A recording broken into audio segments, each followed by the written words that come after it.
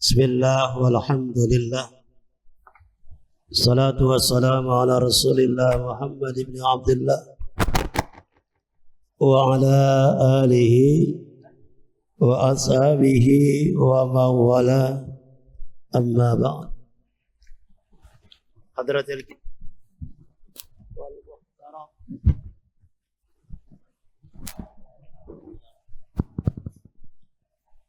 Hadratil kiram wal muhtaram, guru kita, uswah kita, sahibul fadilah al-imam al-habib Muhammad Rizik bin Sayyid Allah bituli hayati, yang senantiasa guru kita dan seluruh keluarganya senantiasa Allah berikan sehat walafiat, panjang umur, dan Allah selalu melindunginya. Amin ya Allah ya Rabbal.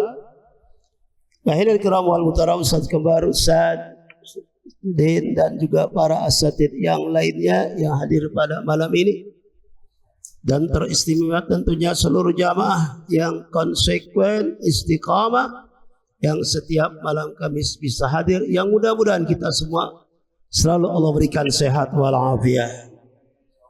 Puji syukur kita panjatkan kehadirat Allah Rabbul Jalalah. Salawat teriring salam senantiasa tercurahkan terutup paduka alam baginda kita Habibana wa Nabiyana Muhammad.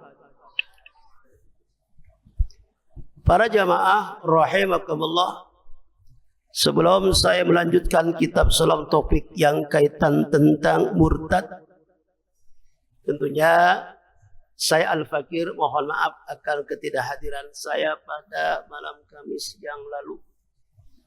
Karena pada malam Kamis yang lalu sebenarnya sudah siap-siap, tapi sehubungan ada urusan majelis persiapan tanggal 6 yang dihadiri Ustaz Kembar dan juga Al-Habib Muhammad bin Atos, jadi mempersiapkan diri untuk ya sekilas benak dan benak pada tanggal 6 Desember di tempat saya di Tulunggong, di Majlis Taklim Raudatul Mutalibat, yang dulu Ustaz Kembar ini sering hadir ke sana.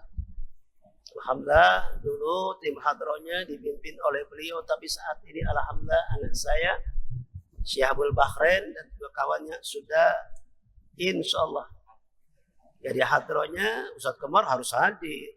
Ya walaupun cuma sholawat 1-2, tapi ya ceramah juga.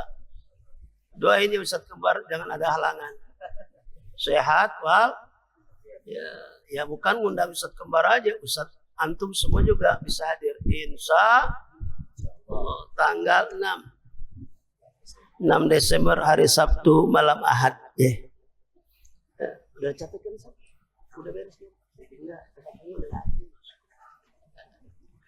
Baiklah para jamaah rahimullah, pada beberapa waktu yang lalu, tentunya 2 minggu yang lalu, dibahas tentang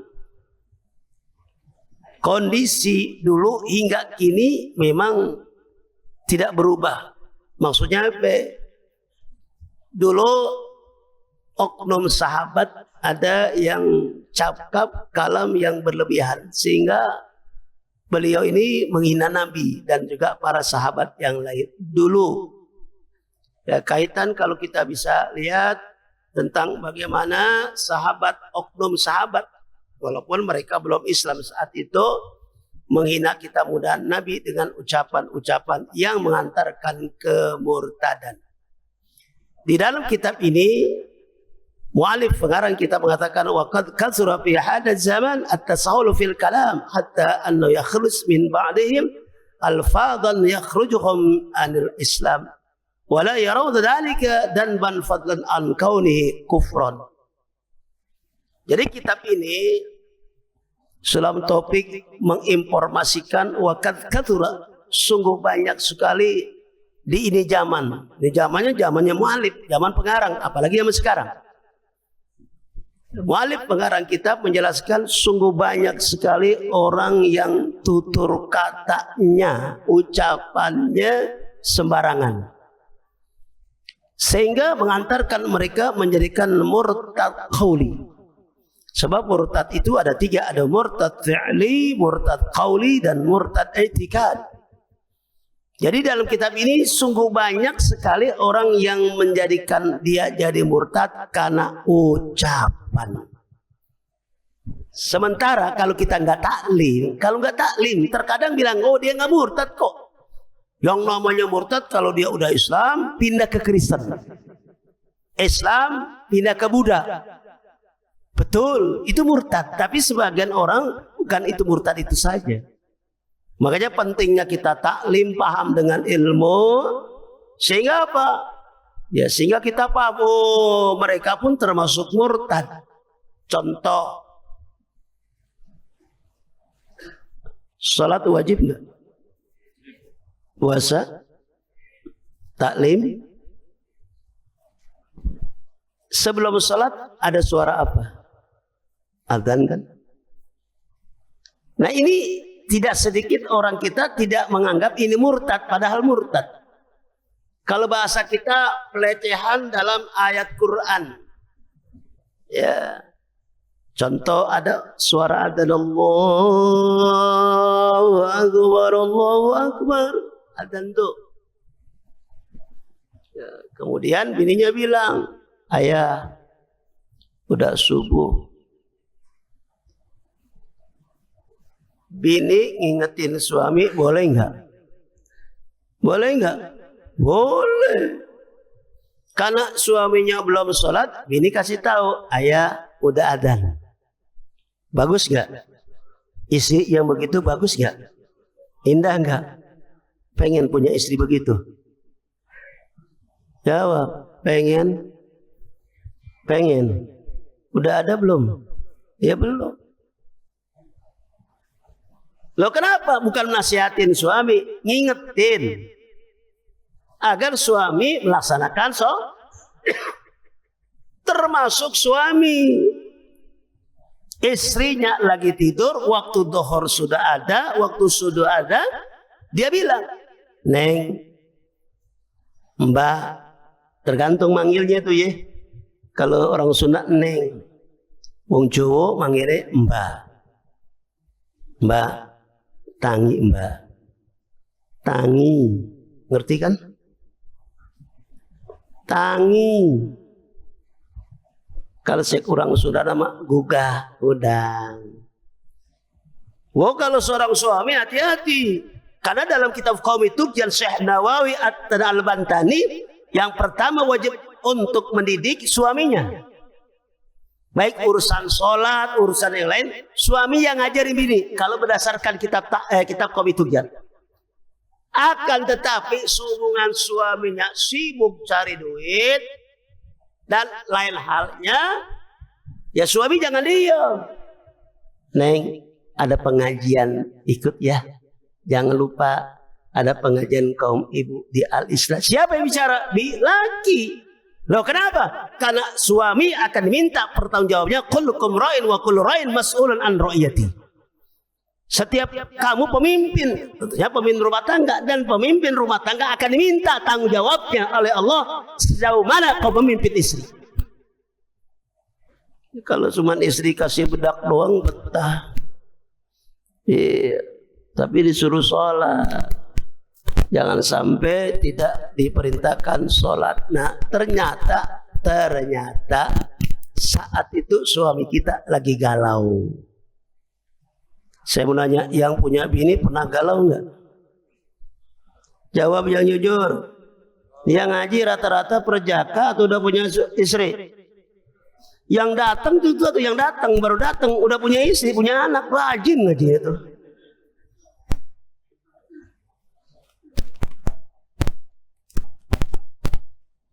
Ternyata suami lagi galau. Maaf, kehidupan manusia bohong kalau tidak punya problem. Ada problem. Cuman problem dia, ya mungkin lagi kusut, ya kemudian gak paham atau yang lain. Dia bilang, bang, sholat bang ini subuh. Ngapain sih lu angin gua?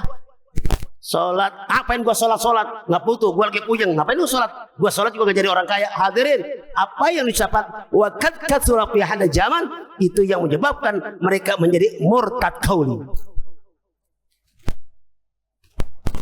Kalau udah begitu kebenaran yang rajin ngajinya perempuan atau laki? Pengajian yang paling rajin perempuan atau laki? Jawab yang jujur, yang ramai pengajian laki atau perempuan? Pengajian yang paling seragamnya bagus laki atau perempuan? Iya, yang paling rapi perempuan mas seragamnya sampai 7. Pengajian bapak-bapak koko lagi itu aja. Kebenaran dia perempuan ngajinya dia dengerin.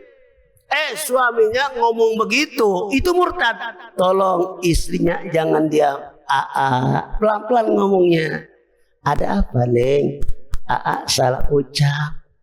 Ngucap apa gua? Udah, tuh nggak boleh begitu. Kalau memang malas, tapi jangan mengucapkan kalimat percuma sholat. Ngapain gua sholat? Itu kata guru saya, jangan kata dia. Itu Pak, perlu syahadatain. Apa syahadat? Di dalam kitab ini yajibu ala man waqa'at minhu ridda al-uds tauran ilal Islam bin nutqi bisyaidatain. Langsung tuntun mengucapkan dan dia baca asyhadu alla ilaha wa asyhadu anna muhammadar. Berarti apa? Seseorang yang terjerumus kemurtadan, bolehkah dia kembali kepada muslim? Boleh. Apalagi murtadnya murtad qauli, seketika bayar dengan mengucapkan asyhadu alla ilaha. Bagaimana kalau yang murtadnya murtad fi'li? Maksudnya murtad fi'li itu apa? Keluar daripada Islam. Saya mau nanya, kira-kira ada nggak umat Islam yang keluar daripada Islam? Jawab yang jujur, ada nggak? Ada. Siapa yang Nabi bilang? Nabi yang mengatakan wa qala Nabi sallallahu alaihi wasallam badiru bil a'mali shalihah fasatakunu fitanun. Kakitu lail al-mudlim yusbi rajulan mu'minan wa yumsi kafiran ilaih yabi'u dinahu bi aradi minad dunya. Nabi yang bilang, Nabi. Bahkan saya membaca sejarah dalam kitab Durra, tatkala Nabi setelah Isra dan Mi'raj, berdasarkan kitab, bukan kata saya nih, kitabnya kitab Durra, beberapa sahabat murtad tidak percaya akan ke Isra dan Mi'rajkan Nabi. Jadi kalau bicara murtad dulu udah ada, bukan sekarang aja. Mustahil kok Nabi dari Mekah ke Madinah sampai Siratul mustahil, nggak mungkin. Kita naik onta juga nggak, itu lagi bahlun. Akhirnya di situ yang saya baca dalam kitab Durrah, tidak sedikit sahabat kembali kepada agamanya semula. Itu murtad namanya. Nah sekarang bagaimana kalau orang murtadnya murtad fi'li? Kalau Nabi bilang buru-buru beramal soleh, buru-buru ngaji, bukan aja sholat aja. Sholat kalau nggak ngerti ilmu fikih, saya mau nanya, berantakan apa enggak? Jawab yang jujur. Kenapa guru kita, imam kita mengajurkan ini tempat untuk senantiasa taklim? Supaya apa? Supaya sholat kita perlahan-lahan meraih kesempurnaan. Biarpun sholatnya rajin, zikirnya rajin, wiridnya rajin, kalau nggak ngaji, apa yang diperoleh dia? Apa yang diperoleh? Ya sebab apa? Kalau kita sholat, kemudian kita nggak talim, bagaimana kita bisa sempurna sholatnya, rukunya, sujudnya, muftilatnya? Nggak sempurna. Tapi kalau kita ngaji, insya Allah. Makanya dalam satu hadis ada kalimat di sini. Qala as-sunnas sarqatan alladhi yasruku min salati. Qalu ya Rasulullah, kaifa yasruku min salati? Qala la yatimu ruku'aha wa la sujudaha. Rawi al-awwal at-Tabrani wa tsani al-Imam Ahmad wa tsani Jabal. Kenapa kita wajib walaupun kita ngaji berat, salat berat? Kenapa? Nabi pernah memberikan informasi lewat sabdanya, sejelek-jeleknya pencuri, orang yang mencuri di dalam sholat.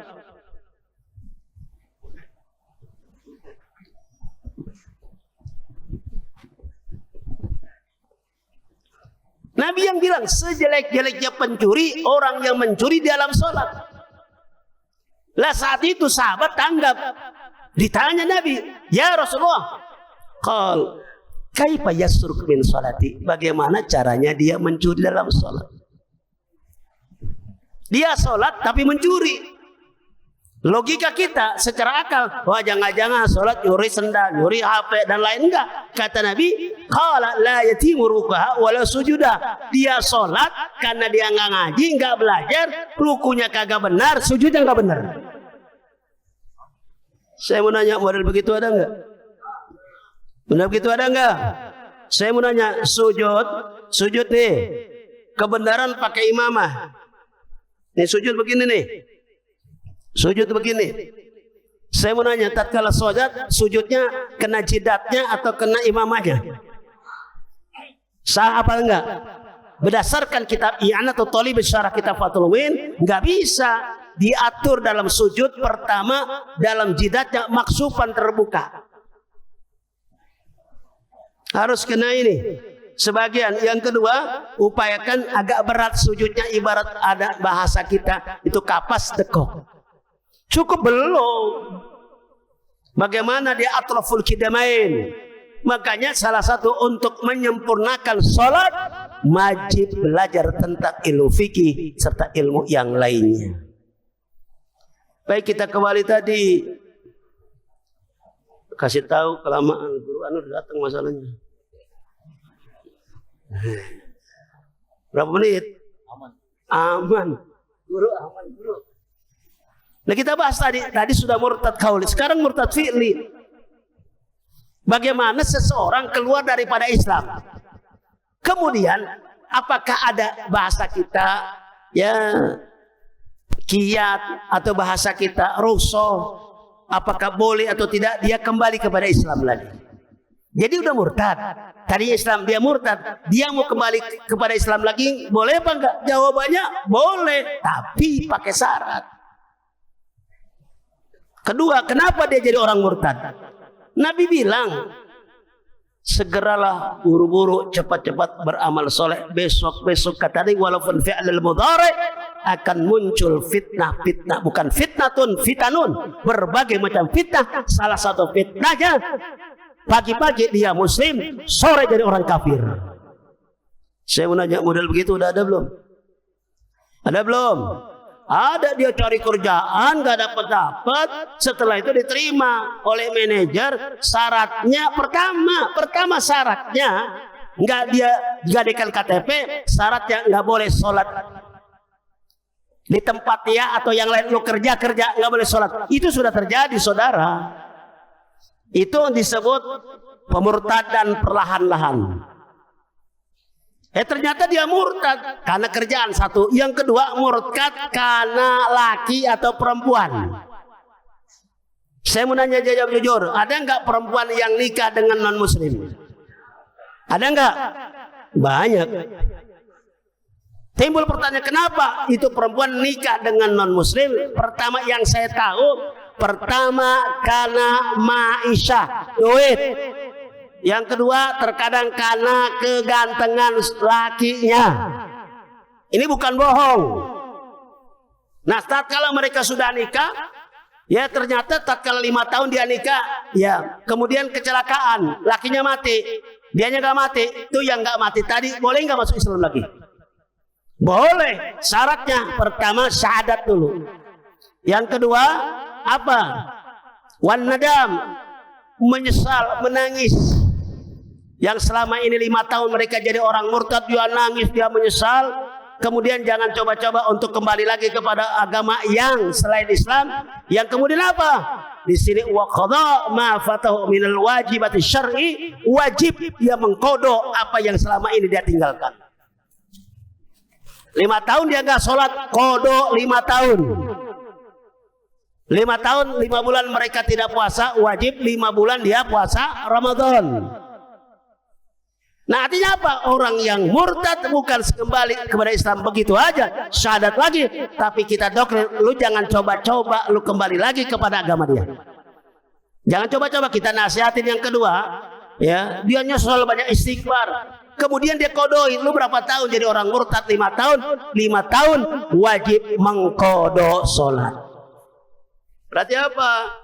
Ya intinya orang murtad mau kembali kepada Islam ya boleh, tapi bukan sekedar boleh. Kita bina, kita nasihatin supaya tetap dia Islam agar tidak kembali lagi, dengan catatan mereka pun harus mengkodok selama 5 tahun. Berat enggak? Berat enggak? Sama. Ya berat, ngaji juga berat. Ngaji sama sholat beratan mana? Beratan mana? Ya sama-sama berat. Kalau sholat 5 menit gua pulang. Kalau sholat 5 menit, kalau ngaji 2 jam. Usah lama-lama ya guru. Soalnya intinya ada perubahan. Jam 10 kan bahasanya guru ya. Anda lihat kemarin jam 10 harus selesai ya. Ya udah, maafin guru ya. Aman aja deh. Udah ya. Banyak guru. Ya, sebelum saya akhiri nih, maafin saya dan sekaligus ada guru aneh, doain guru aneh, doain orang tuanya sehat walafiat. Soalnya ini kalau Ustadz Kembar udah bilang dari tanggal 6 udah bilang, Tepekong udah sedikit rubuh sedikit. Jadi tanggal 6 lah.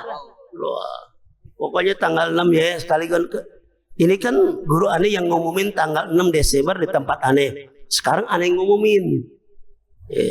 Insyaallah doain ya supaya tanggal 6 tuh cerah. Ya sekarang kan hujan dulu. Hujan ini insyaallah guru aneh dan juga Ustadz Kembar sana walau kilmatan setengah jam atau sejam wallahu alam ceramahnya di sono. Hadir ya. Tahu nggak Telugong? Tahu nggak? Tetangga Kalijodo. Tahu nggak? Belakang nggak tahu Kalijodo, no yang tahu no. Yang lebih tahu Kalijodo no yang di belakang tembok nih. Nih. Yang megang-megang ini lebih tahu nih ya. Pokoknya kalau laskar dulu tahu dah Kalijodo. Tahu laskar dulu, laskar sekarang juga ada tahu. Ya, cuman dulu Kalijodo tempat begituan, sekarang tempat generasi gituan. Tahu kan gue pulang juga lewat situ, tiap malam pulang situ. Doain ya, guru aneh Alami Muhammad Bisalatos, insyaallah pada tanggal 6 Desember. Kemudian Ustadz Kembar ke tempat aneh, insyaallah juga termasuk kori udah undang, mudah-mudahan acaranya cerah, berkah, lancar, tidak ada apa-apa. Biidznillah aibinasillah. Itu aja yang dapat saya sampaikan. Mohon maaf kita membahas malam ini orang murtad bolehkah dia kembali kepada Islam, intinya begitu. Boleh dengan catatan belajar. Nih. Ibarat kita sholat nggak bakal sempurna sholat kalau tanpa menuntut ilmu. Makanya Ibnu Ruslan dalam kitab Jubat berkatakan wa kullu man bi ghairi ilmin ya'malu mardudatun la tuqbal. Amal apapun, sholat ke, puasa, haji, tanpa ilmu, menurut Ibnu Ruslan dalam kitab Jubat tidak akan diterima oleh Allah Subhanahu. Tapi kita yang mau ngaji ada kekurangan, ada disebut jahlul maghfur, bodoh yang diampuni. Mudah-mudahan Allah ampuni dosa kita semua, Allah ampuni kesalahan kita, Allah terima amal kebaikan kita. Amin ya Allah ya Rabbal. Mohon maaf. Assalamualaikum warahmatullahi wabarakatuh.